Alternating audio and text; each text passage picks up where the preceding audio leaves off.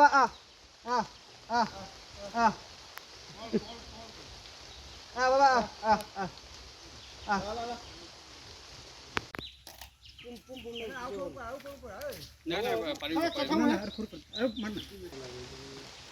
কৈছে জলদি ৰঞ্জন খাওয়া লাগে ভোক লাগি গ'ল ভোক লাগিল শুকাই গ'ল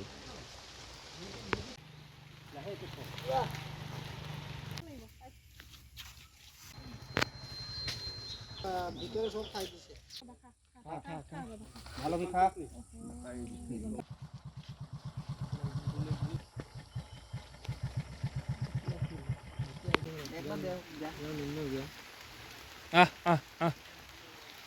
আচ্ছা বেটা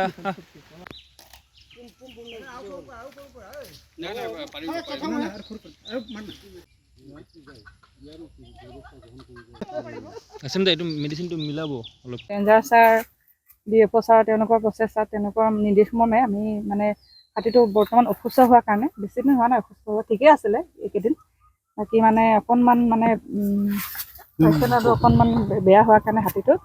মানে চিকিৎসা কৰিছোঁ মানে হেৰি ভেটেনেৰি ডক্টৰৰ লগত কনচাল্ট কৰি তেওঁ যি পৰামৰ্শ দিছে ঔষধ দিছে বা অন্য যিখিনি মানে মেডিচিন দিছে সেইখিনি বৰ্তমান আমি খাদ্যৰ লগত এনেইতো ডাইৰেক্ট খুৱাব নোৱাৰি আমি কিছুমান হেৰিৰ লগত কলৰ লগত বা অন্য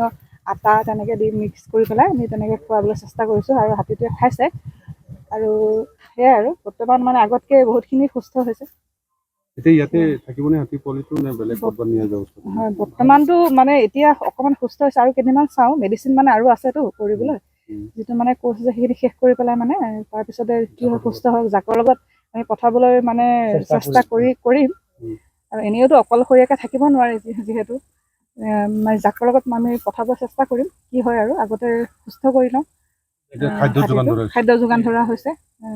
বন বিভাগৰ তৰফৰ পৰা এতিয়া কেইদিন আগত মানে অস্তিত্ব আছিল এতিয়া আমাৰ DFO ছাৰ ৰেঞ্জাৰ ছাৰৰ নেতৃত্বত এতিয়া মানে ডাক্তৰ কৰি এতিয়া হাতীটো মানে সুস্থ কৰিছে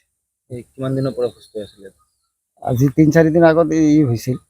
হোৱাৰ পিছত আমি মেডিচিন মানে চলি আছে চেলাইন